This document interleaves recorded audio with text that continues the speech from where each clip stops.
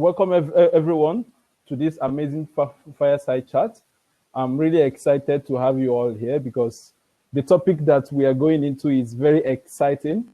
For me, maybe because I run a startup also, but for the startup ecosystem, it's something that a lot of founders are interested to know more about, angel investing, how it works, and not just about the topic, but we actually have an expert in the field who will be sharing his experience, what is angel investing, how it works. So if you want to grab a coffee, if you want to grab a glass of water, put on your belt and get excited for what is about to come. My name is Kelvin, and I'm the chapter director for Startup Grind Helsinki. Today, I'm going to be your host, and I'll be moderating the Fireside chat. I have some predefined questions already. We'll be asking the speaker, but if you have any question at any point in time, there's the Q&A section in the chat area where you can actually drop in your question, okay? The speaker would be going through this Q&A session, and once in a while, he can always respond to some of the questions during the session and also after. Even though we have a dedicated time for question and answers, don't wait till the end. If you have any question at any point in time, just feel free to drop it in the Q&A session. All right, without further ado, I would like to welcome our speaker to the stage. Reima is currently the chairman of the board for FiBAN, the Finnish Angel Business Network. And also he has his own company, which is Ready for Firearm, which I hope he will be telling us a bit more about during the course of this session. He has over 20 plus companies in his portfolio, and he's been in this startup investing field for a couple of years now, which makes him, one of the most experienced people to talk about this particular topic. So with that being said, I would like us to officially welcome Reima onto the stage. And thank you so much for joining us today, Reima. I know that you are really busy. I know how many months it took for me to actually get hold of you and bring you on board, because one of the things that we strive for is to get the best of speakers to our community. So us being able to reach out to you and you being able to accept our invitation, it means a lot to us. So thank you so much once again for joining us. Thank you, Calvin, and it's great to be here. So for me, one of the key reasons why I'm angel investing is that it's my way of giving back to the other entrepreneurs to help them on their journey. And of course, events like this, it's a great opportunity to share the experiences, not with just one founder, but several entrepreneurs at the same time. And also for me, it's Startup Grind is actually a very familiar network for me. I've been participating in many of the events, but this is actually the first one that I'm participating in Finland. So I've been in the events in Malaga, Barcelona, Singapore, but this is now really the first one in Finland. So of course, for being a Finn, it's nice to be home, so to speak, but still in an international event with 5 cities participating. Nice, that's really good to hear. All right, so could you tell us a bit about your story, like before you became an investor, before you dived into the angel investment world? Like, what were you doing? What was your story like back then? Yeah, so pretty much usual story. So most of the angel investors are former entrepreneurs, and I actually didn't have the choice of my career. So my parents held an accounting company. I was running around when I was 2 weeks old. So it was pretty natural. I took it over from my father when he got ill. I ran that company for a couple of years, but that was never my own field. So I pretty much brought that company to this century and made it ready to be sold. And I sold that company in 2003. After that, I went to work on the consultancy side in EY. I started at taxation. Then I moved to work on the M&A, and then I moved to work on the refinancing. And in 2010, we were having a launch with one of my colleagues, and we were thinking that, okay, that we can actually build a better business model than what the big fours, the four big audit firms are doing. So without knowing anything about running a company, without knowing anything about sales or marketing, just 2 guys, laptop, and we put together enough money to get a room to rent. Back then there wasn't operators like Spaces, so we really needed to put in the money. We actually started a company called Older and Sound, and it's today it's one of the biggest tax consultancies in Finland. I think fifth biggest, so right after the big four audit firms. Over this period, I had already started doing startup investments. So I think that one of the first investments were my customers. So I was helping them in the funding round, and at the same time saw the opportunity to join in myself. And after I exited myself from Older and Sound in 2015, 2016, I was planning, but I think every entrepreneur is planning that, okay, now I'm exited. I don't need to work anymore. I just travel and play PlayStation. And by the way, you can do that for about 4 months. After that, it becomes boring. So then I was saying, okay, what I will do? I actually like working with startups. Maybe I could invest in a couple of more and become a mentor and so on, but keep it as a part-time. Well, keeping it as a part-time didn't really work out, so I have invested it over 30 companies, and as Kelvin said, as of today, I have 22 companies in my portfolio. I know, Kelvin, last time we spoke, it was 21, and before that it was 22, and before that it was 23. So this spring has brought me 2 exits and 1 new investment. Last one done this week, actually. Wow, that's really deep, really great. But at what point in your career did you make this decision that you want to become an angel investor and you want to start investing? And what triggered it? Because your story is more like you did your own thing at some point. Like, how did you decide to become an investor? Yeah.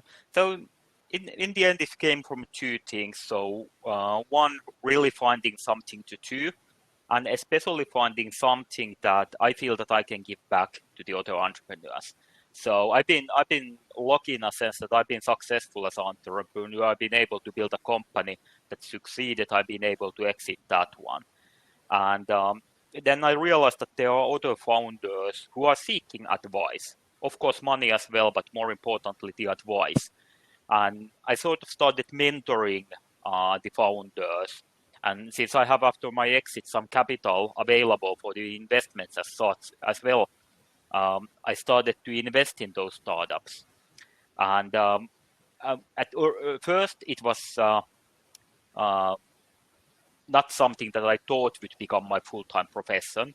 But the more and more I worked with the startups, the more I fell in love with the fact that you have these bright, passionate people who are really solving the world problems. You're really solution-oriented, creating something new. There is really drive to do something. So really much positive energy. And when I realized that, my expertise in building businesses, as well as financing and M&A, help these companies. And at the same time, I actually have enough capital to invest in these companies. I pretty much started doing it as a full-time profession. Nice. And I think the culmination was one day, a few years back in Sloss, I think 2016 or something like that. I ran into Pontus Stroman, who back then was the vice chair of FiBAN and also my former colleague. And he made it clear that I don't have any other option than to join FiBAN. And after that, I was working with 650 other angel investors, sharing these similar passions and goals. So then I realized that, yes, this is really the world I want to be spending my time. It's good to see that one of your defining interest in doing this is to help other startups, and not just for the to make money out of it and all of that. Of course, as an angel investor, you get return on all of your investments, but having this kind of mindset where you want to help, I think, is very, very crucial. Talking about FiBAN, when did you actually join FiBAN, and how does FiBAN, support this startup ecosystem? Because I know currently you are the chairman of the board of FiBAN. Yeah. Yeah. So I'm currently the chair of the board, and I joined about 5 years ago. So FiBAN is a 10-year-old organization. We have over 650 angel investors as our members. And to put it in perspective, several years we said that we are one of the largest angel networks in Europe, but now we need to correct it.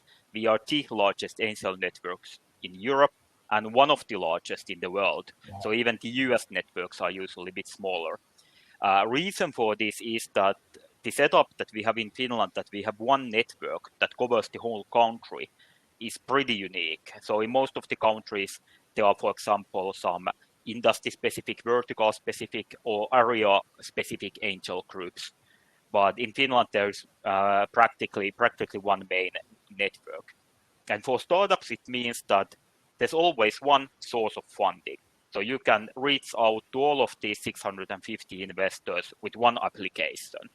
And for us, that of course means that the getting the deal flow is it's easy for startups to apply. It means that we can also get quality deal flow, which then again attracts quality angels. But basically our activities come from three areas. So one is to bringing angels and startups together, and that is what we call deal flow. So you want money, you have a case, you file it to our deal flow, we share it to our members. If it's the most interesting one, maybe in the top 20%, then you get the chance to pitch to our audience. But all of the cases are shared with our members. And just to give you an understanding, it's last year, in 2019, we don't have the 2020 statistics yet. Our members invested over 50 million in over 400 startups. Wow. To put it in perspective, domestic venture capital was about 100 million. So we account 1/3 of the overall domestic VC funding. And in terms of number of companies, the VCs do bigger tickets, they have less companies. We have more companies in our members' portfolio. So quite often, angels are the first investors in a startup. Those are really great numbers. I didn't know actually that FiBAN, like you said, is number one now in Europe. But when it comes to the number of startups that has been invested from FiBAN up to date, do you have some statistics about that?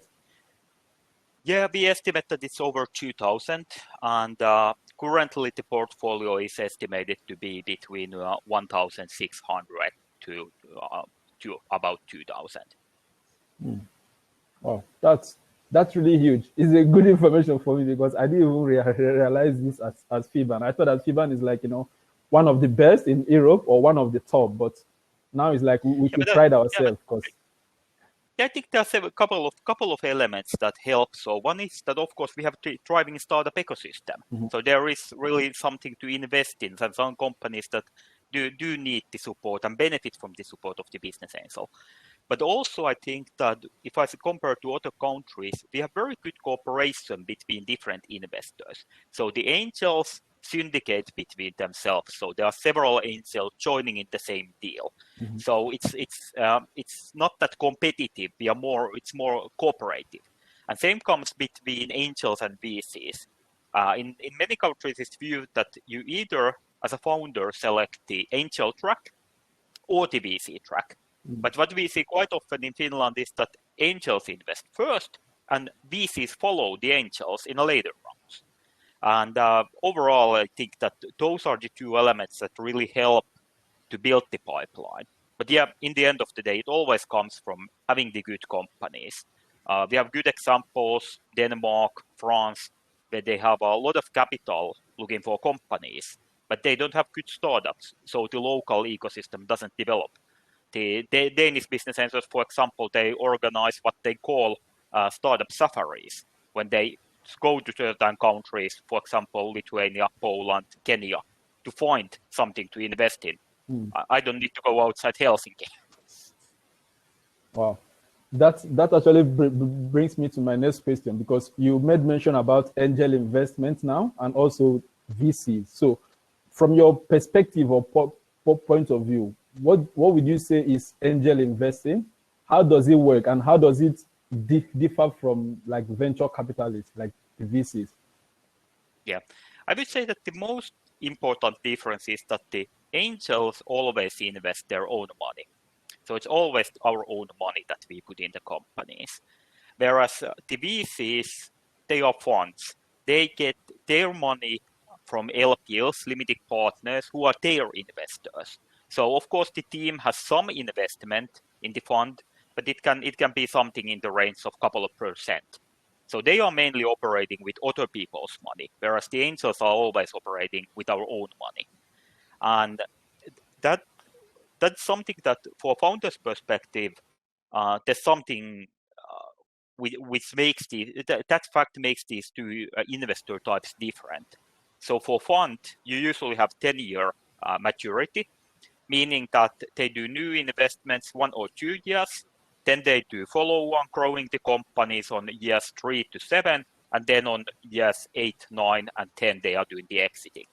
So meaning that for a VC, the investment case to be viable, you need to have exit roughly in 8 years. Whereas with angels, we can invest something that is exited within a year, but it's not a problem for us to hold a company for 15 years. Mm-hmm. And since angel is only responsible for his own investments, that also means that they can be more flexible. So, for instance, I prefer B2B, but if I see a very great B2C company, I'm still allowed to invest. But if I would be running a B2B SaaS teamed fund, then I could only invest in B2B SaaS, no matter if I cannot find any good companies. There are some great companies in some other verticals. Mm-hmm. So angels have more freedom. But then comes the other end of the coin, that since it's our own money and there aren't that many super REITs in Finland, usually the angels have less capital than the VCs. We have some super angels who are basically a one-person VCs. But and this also leads that usually the angels tend to come in earlier, and usually they invest in syndicates, so several angels together. So, instance, if the company is looking for 250,000, it's unlikely that there is one investor putting in the 250,000 ticket, but instead there might be, for example, 10 putting in 25,000. For an early stage startup, would you advise they start with an angel investor or a VC? And at what stage of their company would you think that it makes more sense for them to bring the other category on board? So it's I would say that both options are viable and they are not competing. So as said, it can be, for example, that on earlier stages you bring in angels and later the VCs follow. But one thing to keep in mind is that the investment has to be feasible for an angel, and it needs to be feasible for the VCs. And actually, also going a bit to the Philip's question that most investors only invest in companies that aim for 30 million or more per year revenue. That is actually what is required, not necessarily the 30 million as such, but it's more on the fact that there needs to be reasonable returns. And for these overall in venture capital, whether we talk on angels or VCs, it's something that you're roughly aiming on 20% returns on the portfolio level.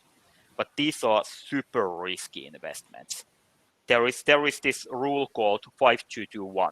Out of 10 startups, 5 you will lose money, 2 you will get your own money back, 2 will make modest profit, is the one that makes the whole portfolio profitable. So you need to meet these metrics, no matter if you are VC looking for VC or looking for angel. So there needs to be enough upside that you can be the one in the 10 that makes the whole portfolio profitable. But at the same time, there are big differences. So angels, and once again, we have 650 angels in FiBAN. We have 650 different strategies as well. But usually the angels look for more quicker path to revenue, lesser invested capital, whereas the VCs can fund more of these skyrocket moonshot kind of things that if this works out great. But if it doesn't, it doesn't at all. So if you have a case that is more likely to succeed, but probably is not going to be the next Facebook, as a stereotypical case, that would be more likely on an angel case as a VC case. And the Facebook is more likely to be the VC case. But I think more important is that usually the earlier stage, if you have less than, for example, if you have less than 10,000 monthly revenue, that is usually not attractive to the Finnish VCs, but it's already quite attractive to the angels. Nice. I think that angels is like a topic of its own, and like VC is also like a very big topic of its own, because the way you kind of differentiated both, I think that both of them like they expect different metrics from the startups, and they are also go in different direction.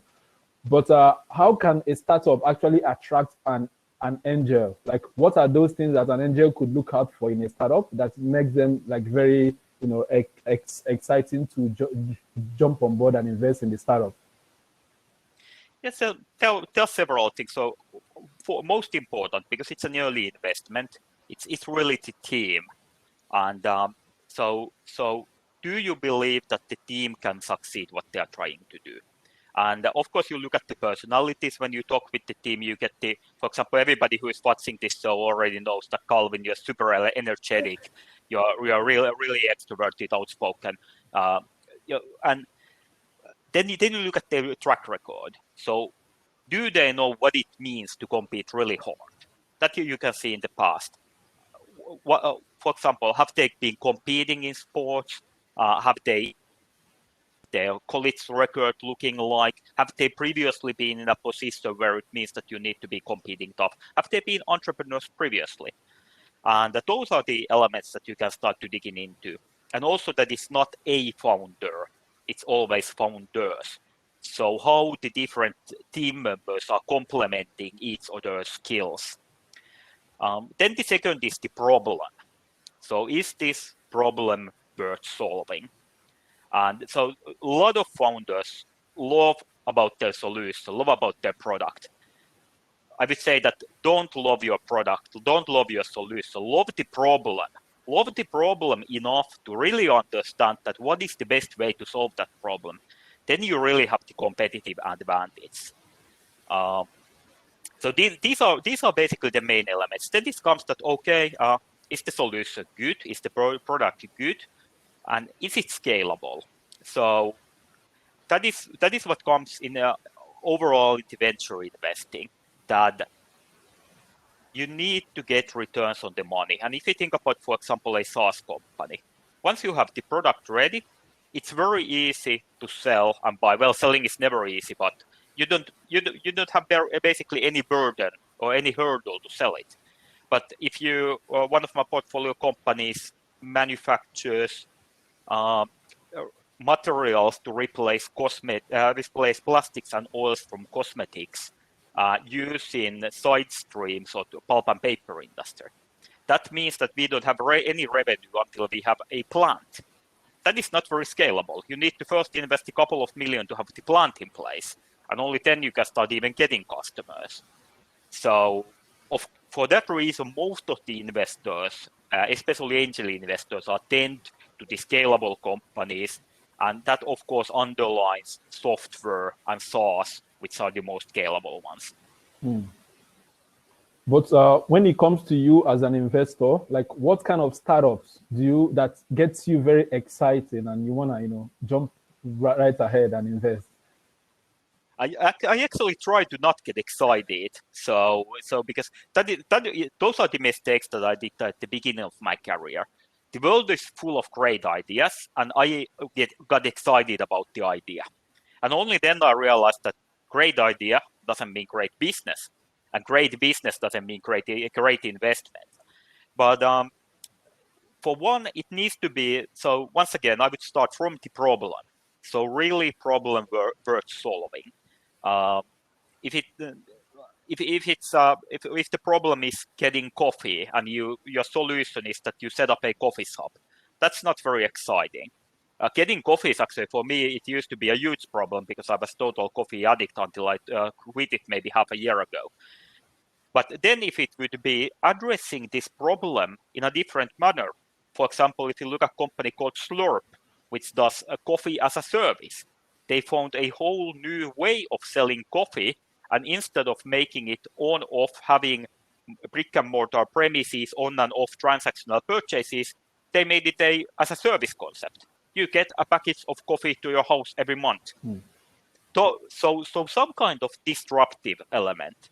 But I don't like to use the word disruptive because quite often the founders underlie it too much. So they think that, we need to create something alien tech before we can actually address the market.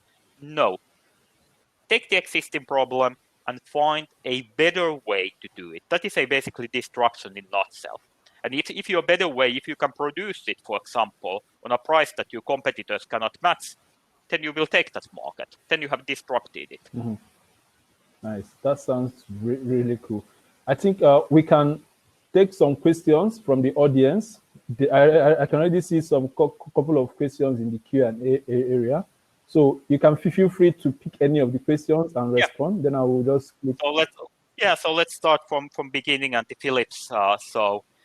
Most investors are not interested in funding startups that aim for less than 30 million euro revenue per year. And it's to some extent it's true. So as said, the returns need to be there. So you need to be able to grow the company big enough. So ideally, the best investments can turn your money time, give you returns of 10 times your money back.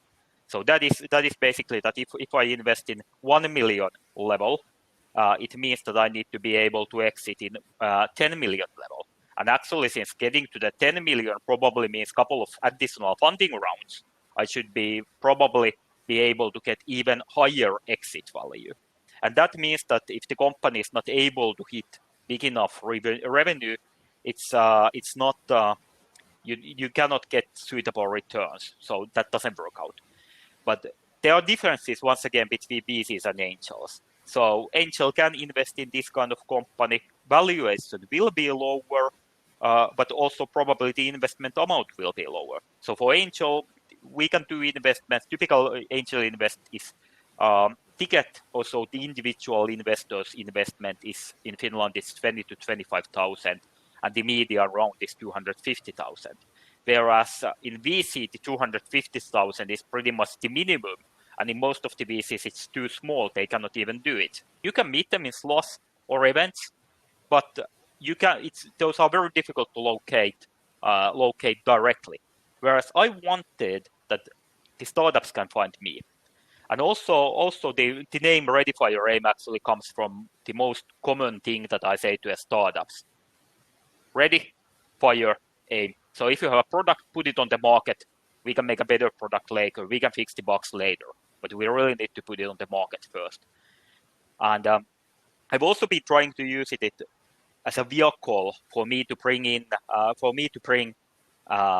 help to the founders. So for instance, I realized that quite a lot of, for example, this discussion here today, and quite a lot of the questions that I work with my startups, those are something that I've run into already previously, when I realized that most of the questions that I work with startups are recurring. So the same questions come from different startups, different founders.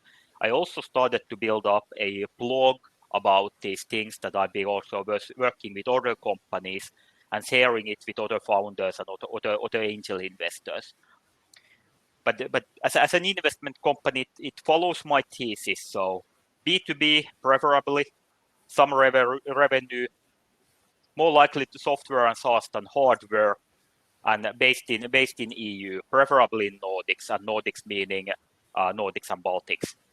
So this actually goes to Irving's question that does it matter to investors on the location of the companies?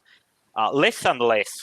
So they used to be saying that the angel investors shouldn't invest in anything which is more than half an hour driving distance away, and luckily that's not the case anymore today.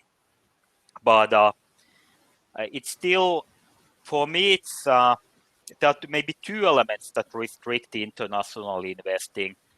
One is legal constraints, or just the fact that different countries have different jurisdictions have different legal setups. what you need to take into account in the shareholders agreement, what you need to take account if you take a board role, do you have different responsibilities, liabilities, and so on. Well, as a former lawyer, those are something that I can tackle to some extent. But the more difficult one is actually culture. I'm meaning business culture. For me, it's very easy to do business in Finland. It's relatively easy to do it in Estonia, Sweden. Those are countries I'm used to doing business. Singapore was a positive surprise for me that it was actually very similar to Finland. But then I've done investments in Latvia and Lithuania, and it becomes more and more complex. And I've looked cases in Germany and Spain, and it becomes even more complex. So out of those countries, I might be investing, but I wouldn't be the lead angel. So meaning the one who is responsible of, well, not responsible, but who coordinates between the startups and the other investors. But so I would need to follow with a lead investor who knows that specific market, knows the business culture, and also who is a kind of lead angel that I can build trust with. So if I can trust him, he trusts the company, then I can trust the company as well. Sort of a network or halo effect in that sense. Nice.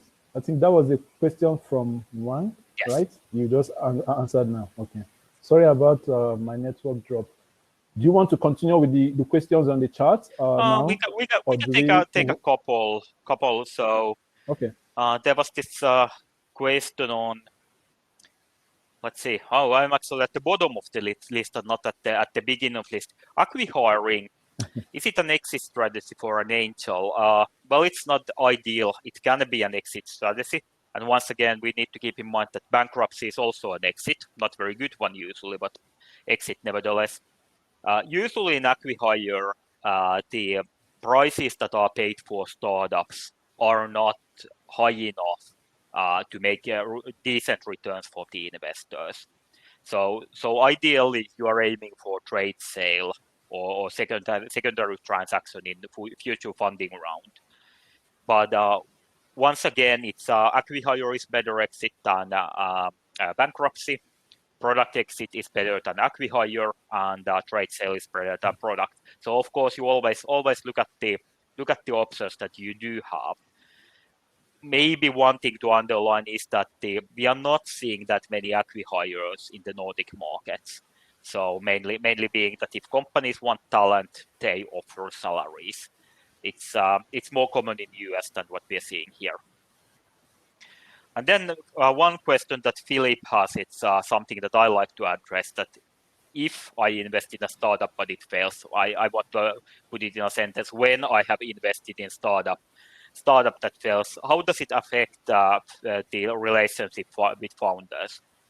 So for one, it's for me as an investor, I still actually recall my reaction when first of my portfolio companies went bankrupt. And my reaction was pretty much, okay, it went. So it's part of the job. So half of your investments will fail. You need to learn to accept that. And it shouldn't affect your feeling with the founders. But here comes one very critical element, open communication. So it's what we see very often is that when things go well, the founders communicate, they are showing all these nice hockey sticks, how we are growing. We just released a new product that's growing like mad. These stories you get. But when things get difficult, and it's a natural effect, you start to focus on solving the problem. And you don't want to spread the bad news because maybe 1 week later this is all solved. And it creates actually that you are not communicating when things are going bad. There's not this period of silence. And it's never a good thing to have period of silence for startups. It usually doesn't proceed good news. It usually proceeds bad news. There's a saying that good news is no news, no news is bad news. And but really, those founders who keep the communication open during the challenging times, those also keep the investors close to them. Important because even if you fail one startup, you might start another one in future. And since the investors have trusted you, they might trust you again on the same startup. They trust already what you're doing. Now the question is that will this kind of surprising company going down kill that trust, versus if you openly communicate that yes, we are seeing challenging times, we are not certain if we go. If you do that well, then you don't get that same kind of negative aspect. Of course, once again, all of the investors are different, and all of the investors' approaches and reactions might be different. But I should say that if you take very high hits as an angel investor mentally on the cases that go wrong, you are in the wrong line of business. You should take those positive hits when things go well.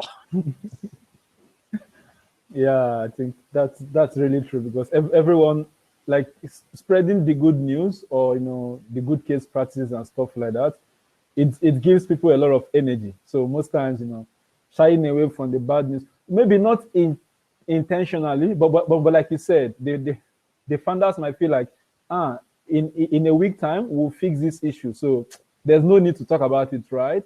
But you realize that it lingers. Maybe after 1 week it was not fixed, it creates another problem and another problem, and when they will come clean, or when they will open up, it's become like a very huge mess. So I totally agree with you on that. Like, from the early stage to communicate, like, the good, the bad, the ugly. If you trust your partners and investors very well, they should know everything that is going on. Yeah, and one tip that I share with my portfolio companies when they think about how to set up the investor communication is that stay on facts. Don't try to put in projections, or yes, this will be, the launch will be great or something. Just state the facts. You don't need to say if it's a positive thing or negative thing, if you were expecting something else or not. Then they know where your company is going, and that is the most important one. And that way you are not sending wrong positive or wrong negative messages. You're just sending neutral messages. Nice. That's really interesting. If I take a couple of questions, so they basically, actually, I think I tried to tackle 3 at the same time. So from Gallin and 2 from Philip. Mm-hmm. So the industry is likely and unlikely to get funded, and whether infrastructure projects like Stripe or Amazon Web Services would be interested to angels, or whether the Uber business model would fit. So I would say that if we start from the infrastructure kind, challenge in here is that this takes a lot of capital, and it takes a big market to start. So Europe is not actually an ideal place to start this, because our home market is smaller than, for example, US or China, but more importantly, it's fragmented. US is one market, EU wants to be one market, but it really isn't. So that already unfortunately causes that we are coming sort of a runner-up in that competition. And the second challenge is that building these infrastructures requires a lot of capital. So these are not usually something that would be ideal for angel investor at all, or even the biggest VCs. So unfortunately, it's an area that doesn't work out. And if we think about, Stripe, of course, has been a startup, but it has been received a lot of VC funding. But AWS, Amazon Web Services, basically spinned off from Amazon, working on Amazon's resources from day one. So really on a different setup. And the same comes from the companies, like these platform companies like Wolt and Uber. I don't comment the business model as such. If I comment it from angel investors' point of view, the challenge is that in order for that kind of company to succeed, you need to build it big. You need to push in a lot of money, and the money after money after money after money, to really be the dominant player in the market. And it works for the dominant player in the market. For runner-up, it probably doesn't, and number 3 doesn't exist. So it's really the kind of winner takes it all game. And this is exactly what you see with the VC investment. Most VCs look for opportunities to build something like this. But it means that there is a lot, for every success story like that, there's a lot of failures which had the potential in the investor's view, but didn't get to that. And that brings me to Galina's question. So what industries are likely to get funded in 2021 and which are unlikely? So once again, I would follow the scalability. And so if they are scalable, it's fundable. And meaning that it's always easier to get software funded than hardware. And especially if we go to something heavy manufacture, something like that, those are difficult. If I look at the trends that I'm seeing in the market at the moment, well, so I don't know if SaaS is a trend anymore. It's been a trend so long that for me it seems like it's been several years trending. But in the end of the day, yes, you can start SaaS company easily. You can reach out to first customers easily, and when you hit the right metrics, you can scale it. Then we have had the peak on those companies that have benefited from COVID. I would say that is not necessarily in a similar manner anymore existing, but those industries that have permanently changed due to COVID, and there are companies that are benefiting from that change. And for example, one of my portfolio companies, OGOship, is doing e-commerce logistics, focusing for small and medium-sized e-commerces.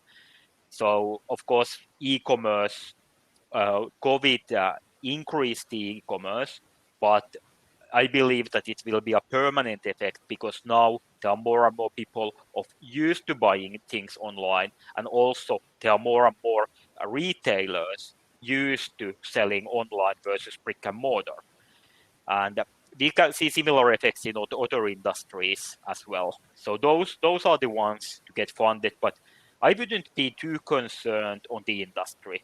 If there's scalability, if there is great team, then it's fundable. Nice. Do you want to take the last question? Then we can complete from our list. There's a... Yeah, I was actually saving it as a last for the Q&A. So okay. Yeah, I like to but I can take it now. So no, it's okay. If you save it for the last, let's keep it for the last. Let's save it. You have your reasons, and I respect that. Okay. All right.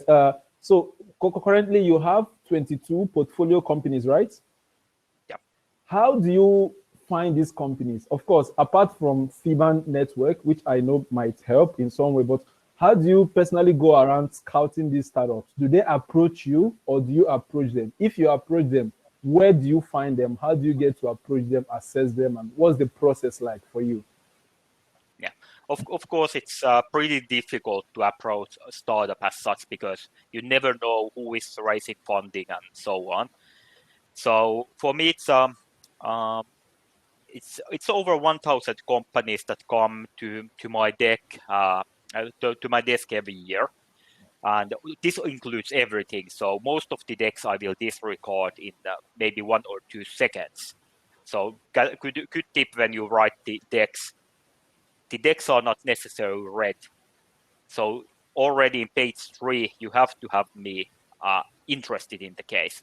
I don't look the last 10 pages after that one. And if it has 40 pages, I don't open it usually even. It tells already something about the case. But in terms of numbers, the FiBAN deal flow is the most important. We have roughly around, I think we had something like 800 companies applying last year. And there are some other angel networks I'm part of, FiBAN, the Estonian Business Angels Network, this moderately named Global Super Angels Club, Marbella Tech Angels. So those bring in cases. But I would say that and second is of course events like the Slush, typical example in Finland. That's the main purpose of Slush, for investors and startups to meet. But I would say that the most interesting usually come from direct connections, either referred by some other investor or somebody who knows me as an investor, or then just as direct contact. And that's one of the reasons why I've been doing a bit on the branding/marketing via my company. So try to be active in social media. I made the crazy promise on New Year that I will post some startup did every day in this year in LinkedIn and Twitter. But those bring visibility for me, that actually helps that the founders know that, okay, there is this kind of investor who is looking these and these kind of companies, and apparently this is something that he can bring to the table besides the money. And that helps those founders to reach out to me. But yeah, it's out of that 1,000 companies that land, it's less than 100 that I actually do meet. And I try to do something like 4 to 5 investments every year. On past couple of years, I've been doing a bit less because I try to keep the amount of companies in my portfolio between 20 and 25. 30 takes too much time already. So it's the deck already has to be good enough to get my attention. And okay, it needs to be in the top, more than in the top 10%. For me to start using time on meeting the founders. And once again, this depends a lot from investor to investor. So some are more passive, so they see less decks, they meet less startups, but they are more likely to invest for the very same reason. So, but keep these numbers in mind when the investors tell you no, and the next investor tells you no, and the next 10 investors tell you no. It might be that you need to meet 100 investors before you get to yes, but we only need one yes. Yeah, that's a good thing to note. Try to understand try to approach the right investors. So if they have in their website, is there something information where they are investing in? LinkedIn profiles, usually you can see on the active investors, the other portfolio companies, and trying to build a picture that, okay, if the person has only for example, food-related companies, is not the most likely to invest in your employee well-being SaaS company. But this way you can identify the right investors for you, right phase, right industry. Of course, you want the investor with good track record who can help you, but that also means that it's more likely that the meeting is fruitful and you need less meetings. Especially if you are operating in some of these events which have these networking platforms, good investors write detailed description of what they are looking for. So, and if it's a maybe, or if it's something that you need to interpret that, yes, if I read it like this, I could argue that my company fits in the criteria. That is not the ideal case. Take the next investor. In slots, you maybe have time to meet 20, 30 investors. So don't take the first 30, take the best 30. Wow. So it's more like a numbers game, 100 to 1, just keep going until you hit the right one. Exactly. And just statistical fact. So it's over 95% of the Finnish startups don't get funded. So it's not enough to be in the top 10%. Wow, that's some crazy statistic. But from your experience, right? Why do you think 95% of these startups don't get funded? What could be, let's say, top 3 reasons that is causing this? I would say that it's so the main reason why it's so high, the number. The main reason is that it's simply the lack of capital in Finland, lack of venture capital in Finland. So I don't say that, only 5% of the startups are good and less are bad. No, I think that the top 25 are actually very good. But on the lower end, there are actually, or bottom end of the table, there are really startups that shouldn't be startups. At least once a week, I see an idea that actually breaks the laws of physics. At least once a month, somebody sends me an idea about a perpetual movement machine. So, of course, when you take these ones out, and then the ones that are not really startups, but more lifestyle businesses. But there are 2 groups, I would say, that you can set out that do get funded. There are the ones that are really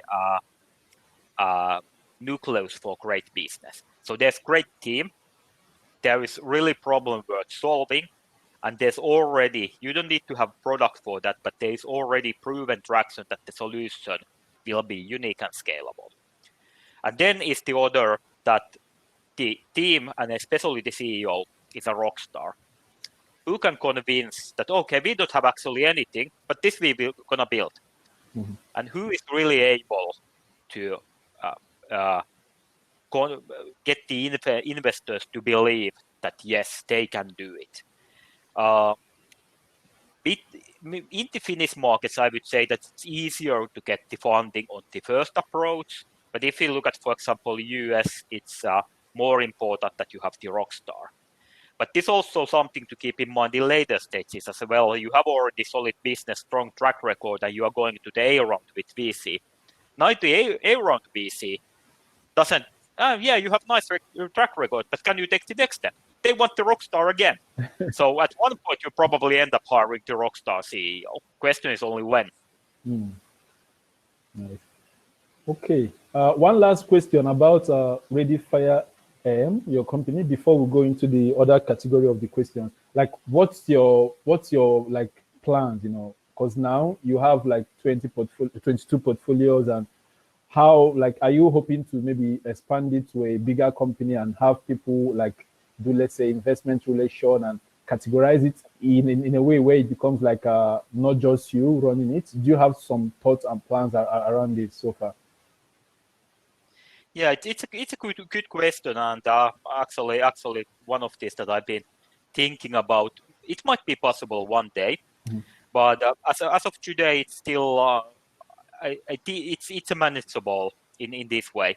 And one of the challenges, of course, is that when there are more people involved, it's more likely to start a venture capital fund, because if you're only running with your own cash, the returns to cover the expenses, it's you need more capital, whereas from VC, you get the more capital from your LPs. But also one thing to maybe underline is that even though it's only me, I don't invest alone. So of course, there is the whole FiBAN network, but also there is a bunch of other very active angel investors in Finland who we cooperate a lot. And that, of course, helps that we manage the investments together. So good example, Ali Omar, who was elected as the Business Angel of the Year last year. I think one of the active angel investors in Finland. Ali is great about visioning the product and driving the product development and sales and go-to-market stuff. My strengths are more on ensuring that the company is scalable, putting the metrics in place, how designing the future funding options, funding rounds, and so on. So we divide the responsibilities. In one of our joint portfolio companies, right now, Ali is working on the product, how to get it on next level. Whereas I know that once his work is done, it probably starts to be my time to start working on the next funding round. So that, of course, means that you can actually operate by one-man company without actually operating as a one-man company. Do you have? And I see also tremendous value in that, not as an investor only, but also from the founder's point of view. So if you have a pool of investors who can bring in different kind of knowledge, one networks for one funding and funding planning skills, one help you on the product, one help you on marketing, one maybe having connections to key customers, or if you plan to expand to Germany, knows the German market. So that is really the benefit that can bring. And usually I see it ideal to have 3 to 6 investors in one case. So gives a lot of know-how, but at the same time, it's not too big to start to be consuming for the founder. Okay. So now basically you're working with you are more like you act as a lead investor in most of the cases, but do you see yourself like converting your company into like a VC management fund company? Because now you are working with a lot of investors who you bring on board to the portfolio companies that you're working with. So do you ever consider like maybe at some point it becomes like a VC firm where you take money from all of these investors and you still lead the movement and It's possible, but it needs to be understood that it's a different game. So it's so in Finland, this VC legislation is actually quite strict, and especially how it's interpreted. So, for instance, it's very difficult for a VC fund to raise funding from private individuals. So you can raise from institutional investors, but on these non-professional ones, it's very limited what you can do. So transforming automatically from leading angel syndicates to VC doesn't work out. And also in leading syndicates, it doesn't mean that it's the same syndicate that we do every case. It might be that I'm working with, for example, 3 angels A, B, and C on one case, and then it might be that I'm working with angels A, E, and F on the other case, because B and C didn't see the second case as right for them, whereas these 2 other investors didn't see the first case. So it's a different case, but it's an option that I keep out in the future. So right now, working as an angel works. But it might be some track going forward. One thing to keep in mind I really love about angel investing is the freedom. And with VC, you have the reporting to your LPs, you have the financial supervisory authority, you have the compliance things to take care of. So it becomes it's a different kind of business. Even though we are in the same business, it's different kind. Nice. Okay, we are gradually coming to the end of the fireside chat based on the questions I have here. So for the audience, feel free to drop in your question using the Q&A section. And once we exhaust the questions we have on our list, we can dive into all of the questions in the Q&A. We still have a bit of time left. So what tips, or would I say guide, would you give like startups who are looking to get funded? So this could be early stage startups or people that are still in the ideation, or maybe people that are already bootstrapping. So what are the guides that you can actually give to them if they decide to go raise fund? Yeah, so first I would say that you have taken the most important step. You have started the company. That is the most difficult step in everything that you do, and it's a brave step. So it's, to be honest, you need to be crazy to start a company. Either you're crazy passionate about something, or you're just plain crazy. But there are simpler ways to do money. So hopefully you haven't started the business to make money. There are easier ways to do it. The money is the side effect of doing something that you passionately care about. But when you come to the fundraising stage, so as said, there is not the right time. But if you can, it's better to raise money when you have proven business. So somebody's already paid for your solution. And if you don't have that, you have proven solution. So you have the prototype for MVP ready and somebody has already used it. But of course you can raise already on the idea stage. But if you are raising on the idea stage, you really should show how you can do it. So really why really this team is the one that can do it. And just that the facts, the numbers are against you. So you are not actually competing for the investors' money. You are competing against all of the other founders who are competing for the investors' money. And it's at the same time, I love it in the Finnish startup ecosystem that this gives some, get some, what Startup Tribe is, for example, promoting here. And you get a lot of help from the other founders. But you need to keep in mind that in all of the founders are looking for funding. You need to be better than most of the other founders to get the funding. So it's just a matter of game. But it's also when you approach the investors, take the first no by asking why, because most likely your first answer will be no. Ask why. So because all of the investors are mentors as well, or most of us. We want to help the companies. And if you get an understanding what was the reason why the investor passed the case, it probably a reason for other investors as well. And you can, for example, if they say that, okay, this is otherwise looks good, but we don't believe that this amount of money you are looking for, you can spend efficiently, or this is too high risk to take at this point. You can go back to the drawing table and start at, okay, if I don't take the 250,000, what I can do with 50,000? well, not much, but then again, you can leverage that 50,000 with 50,000 tempo from Business Finland as a grant. Then you have 100,000. You don't necessarily get 24 months runway on that one, but you might get 9 months or something like that to prove the traction, to put the product in the market, and then take the next steps. So really, it's fundraising is same as anything else on the being an entrepreneur. You run into a problem, work out different ways to solve it, and one of those will work out. So raising funding is same as creating a product or marketing or selling. You just need to figure out the way. And for me, I'm always want to see companies. So you can go to my website, readyfireaim.fi, put the decks there. I will read all of the decks through. It might be that true meaning on the first couple of pages, but at least I will. All of those will be addressed, and I usually try to also give feedback for why it's not. Or if I like it, then I invite you, of course, to a meeting. If I don't like it, what is the problem with that one? And if you like to reach this over 650 investors, then go to FiBAN.org/submit.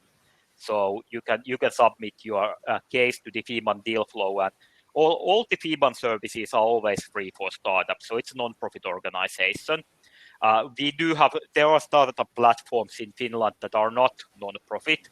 So I would recommend that use the non-profit ones that are not charging you anything. Events are different because you need to cover the event expenses, of course.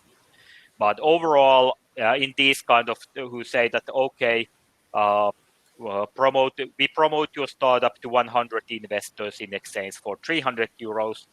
Don't use that 300 euros. Nice. That's a great advice. Go and do your own job as a founder. Go and find these companies, or go and find the investors.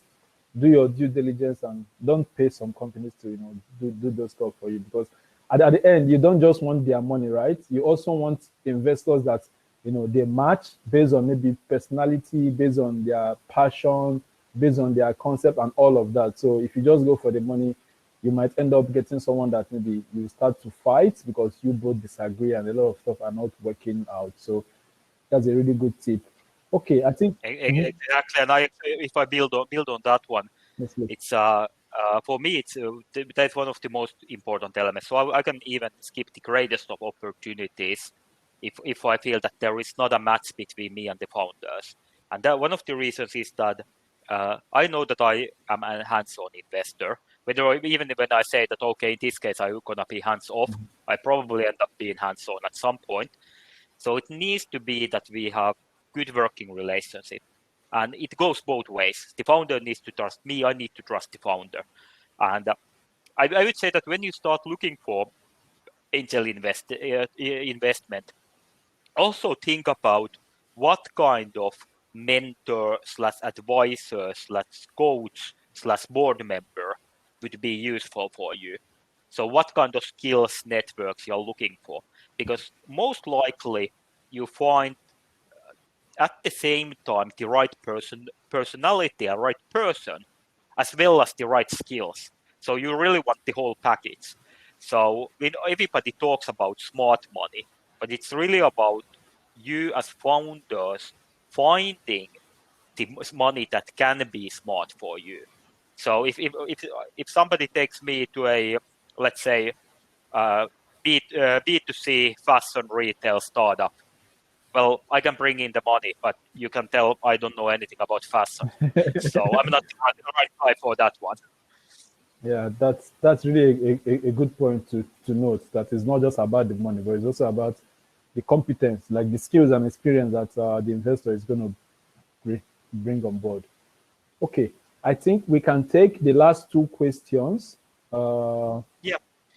So I think for Philip easier, so he asked about the logistic company. So it was OGOship. You can find it at OGOship.com. Yeah, now it's also on the chat, maybe. And then from Abdul Rahman, am I a reader, and does reading help me on my business journey? Yes, and actually I don't know if I said it at the introduction, but I've done my degrees in laws, and when you go through the law school, it means you need to read a lot, and after that you need to read a lot more, and that actually killed my passion for reading for several years. Luckily, I picked it up, and now it's. I try to combine sort of business and pleasure in reading, in a sense that my favorite reading is non-fiction relating to business. So especially stories about companies, and as startup founders, a couple of pretty funny, easy to read ones, but at the same time giving good tips. And as an investor and entrepreneur, I can relate to the feelings transmitted in those. For example, one of those is "That Will Never Work," which is, by the way, titled after the message the founders of Netflix received from several VCs. Well, apparently it did work in the end of the day. But one book that I would like to point for all of you, it's Guy Kawasaki's Reality Check. I read it first time maybe 15 years ago, something like that. Well, not necessarily 15, but over 10 years ago. And it's been a book that I've been rereading.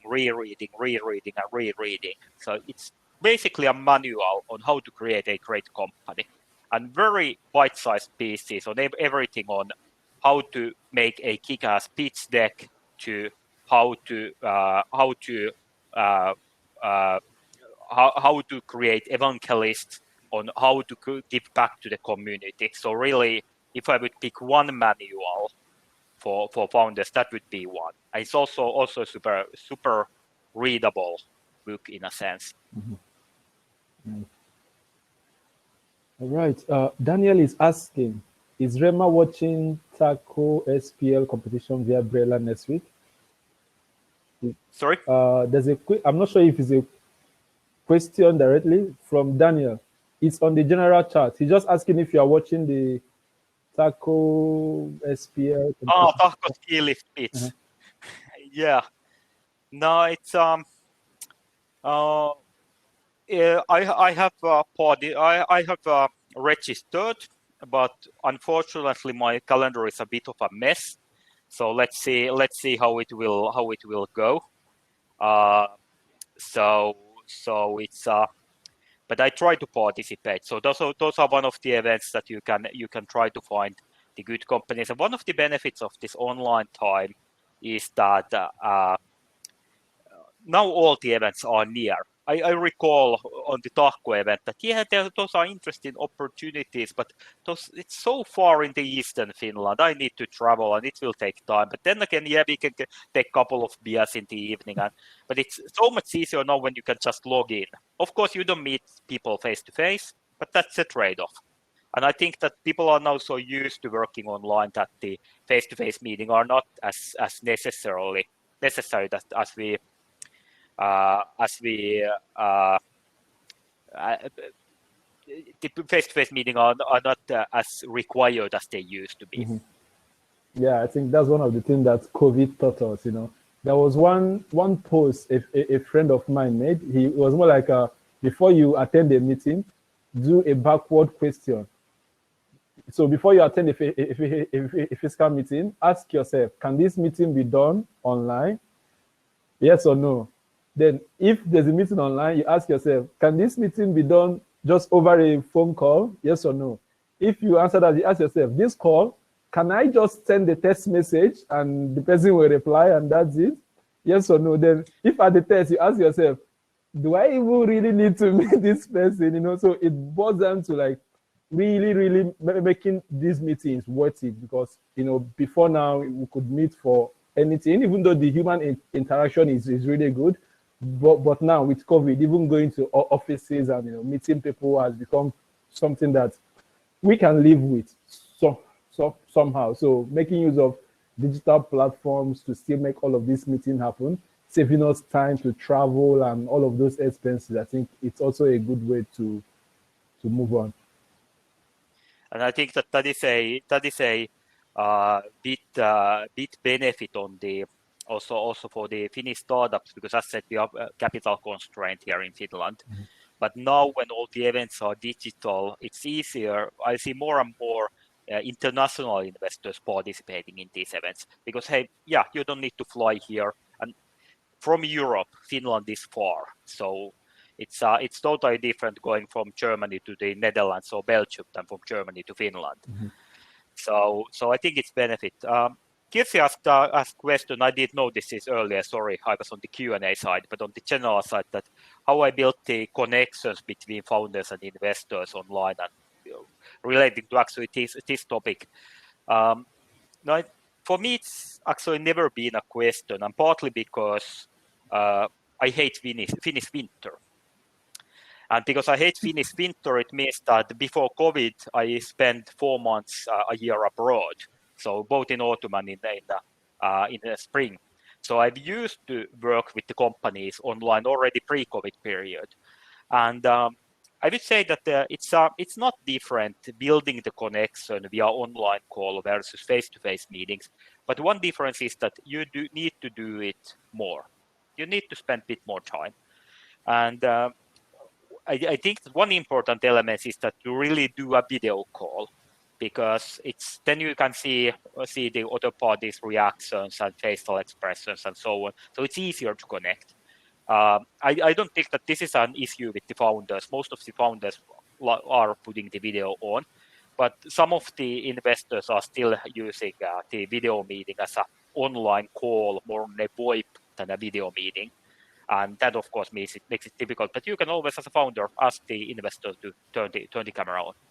But otherwise, it's like building connection. It's really about working together.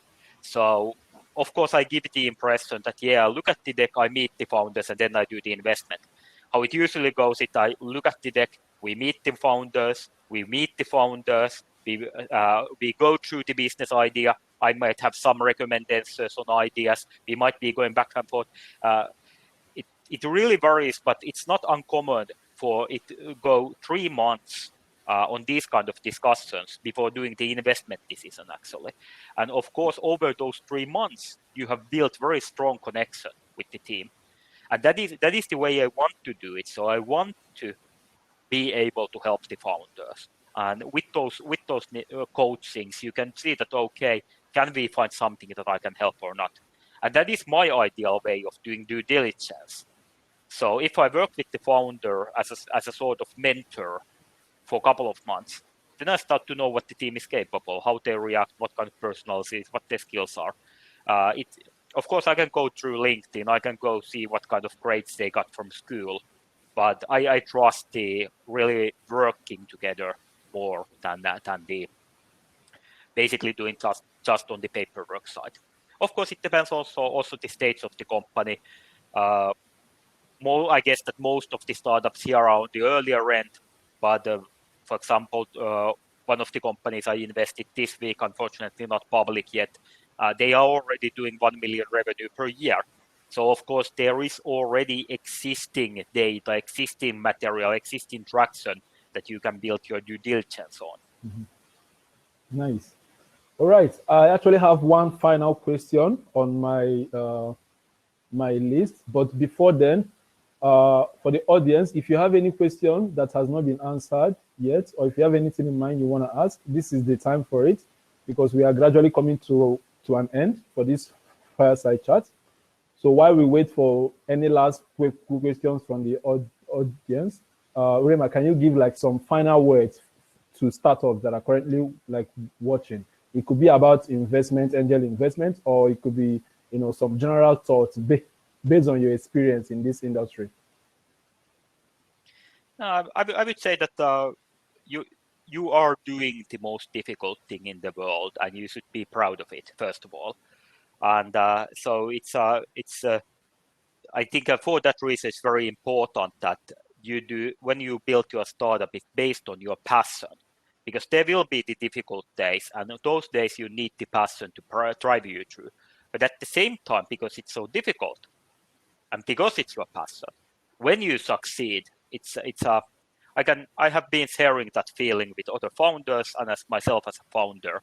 So it's really a unique feeling in the world. And but if you think about on the raising funding, what you should do, I wouldn't make the raising funding as a hurdle. It's one step in running the company. It's basically the same thing as selling. The only difference is that instead of selling a product, you are now selling your company as a product. But every investors are like every buyers. You need to impress them. You need to give them reason to give you their money. But in the end of the day, they are just buyers. There's nothing mystical about that. And that is maybe one of the nice thing about Finland is that investors are relatively easy to approach. So you have the link to all of the FiBAN members. Most of the VCs state in their website pretty clearly how you can probably submit your case on the website, or there is at least clear guides on how to get. And just to give a comparison, a while back I was chatting with a UK VC, and I noticed that they asked on their website all the decks to be sent in an email address labeled gatekeeper@vc.vc. So probably there is some juniors scanning through the decks and only putting the ones to the partners that really match some mechanical criteria. So in that sense, Finnish market is not nicer because it's easy to approach people. Mm-hmm. Nice. Okay, I think we have one final question. Okay. We can take it, and that would be the last question for today. Yeah. So why did I choose angel investing rather than investing in the equity market? So actually, I do invest in equity market as well. So one thing to keep in mind is that the startups are probably one of the most riskiest asset classes. I used to say that there is still cryptocurrencies, but now the cryptocurrencies start to look a bit more safer, probably still riskier than startups. So it's not recommended that you have all your capital in startups. And I do have a portfolio on the stock market and other financial instruments as well. But so I would say that there I might be having more capital, whereas in angel investing I have more time. But yeah, it's I would say that also the angel investing, if I would only do it for returns, that wouldn't work out. Probably with you could get relatively good returns using less time on other instruments. But really the ability to help other founders, to help them, as I said, I've been lucky as a founder. I've managed to create a business that really came into something and managed to make an exit. But if I can share any of my experiences and help other founders, I always say that my benefit is that I can leverage mistakes. I have my own mistakes as an entrepreneur, and then I have all of my portfolio companies' mistakes, at least the ones that I know of. So if I invest in a company and if they are not repeating all of these mistakes, then they are already on the right track.